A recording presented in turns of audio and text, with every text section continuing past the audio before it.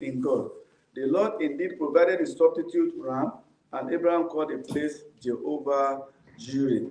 Amen. God substitute Isaac with a ram.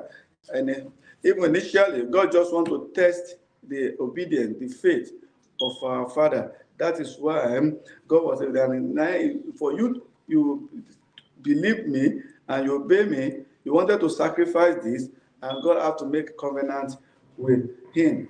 Amen. So, meaning the Lord will provide. Psalm 23 reminds us that in life or in death, in time of plenty or want, the Lord what is our shepherd. And we shall not want. Here is what we need to understand. We can see God as a shepherd, and if ourselves, are you sheep or are you dog to God? So let's find that in our mind. A shepherd, sheep, not shepherd. Amen. Both not listen to the shepherd. Why sheep will listen to the shepherd? Amen. So what are we? We must try to ask ourselves, am I a sheep to the shepherd or am I a goat? Amen. So, but here is what we need to understand. We can't see God as a shepherd if we don't see ourselves as sheep. When we open our eyes to how much we really need and rely on God for everything, the more we realize his provision in our life. But if we live in the lie that we can do this on our own, that is the bottom line. We try as much as possible to do things in our home. We don't rely on God. The man of faith, he said, when anytime he asks, is that I can do it by myself, that is when he fails. Hello? That is when he fails. But when anytime he said, okay, God, take care of it, that is where you see a progress. But when you want to try our own way, our own means to get things done, amen, then by faith, then at that point, you now call on God. Hello, in the beginning, initially, we don't invite God to go and do it. So, and at the point of where we are about to fail, amen. So, but in the life that we can't do that, we want to take away from our own true source. Hello, I call it Father. I call it so, Father, I call him my Father. And we are Christ as our Savior. What is the Lord to surrender our will? But nowadays, it's just as salvation, but we don't surrender our will to him. We don't allow him to lord over our life. So we call him Father, Father, and we don't wait until he provided for us. We have to try and struggle on our own. And when we fail, we now invite Father, intervene. Amen. Amen. So Abraham had a good shepherdship relationship with God. Hence, it was abundantly recompensed. May God give us the grace to have a good shepherdship relationship with our Creator. Look at the terms they use. Shepherdship. It's not shepherd goat. Amen. I mean, a lot of us in the church today, we are all goats because we rebel against God. Hello, even in our hearts, we're trying to rebel against God. That means we are goats.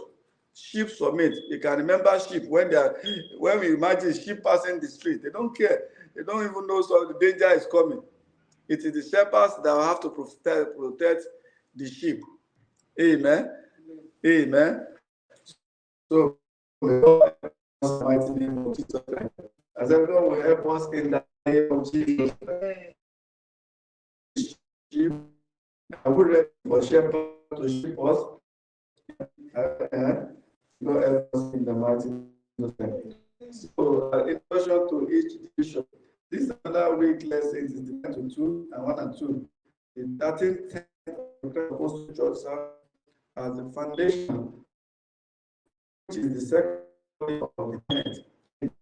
It portrays Isaac's complete submission to being offered to God, alone to slaughter him, and Abraham faith in and obedience to God, gave it sweetly to Moriah and offering his son. And there are 2 exceptional examples of submission. Can you see that God required that we do this? It makes sense to him. Amen. So what this lesson is all about is about obedience and then submission. Amen. Abraham obeyed and he was able to submit to the instruction of God. He didn't even ask his wife.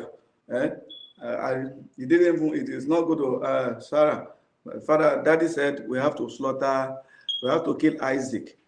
If you are a woman, will you allow that? Yeah, we obey God.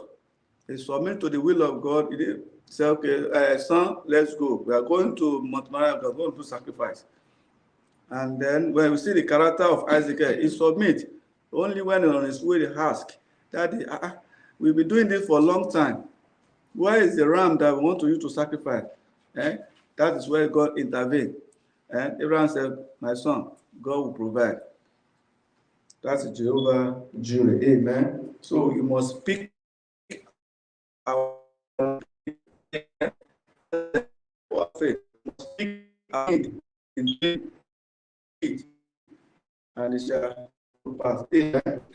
So take out real submission, real 1 and 2, real submission, real exposition, real submission. So then they came to the place of which God has told him.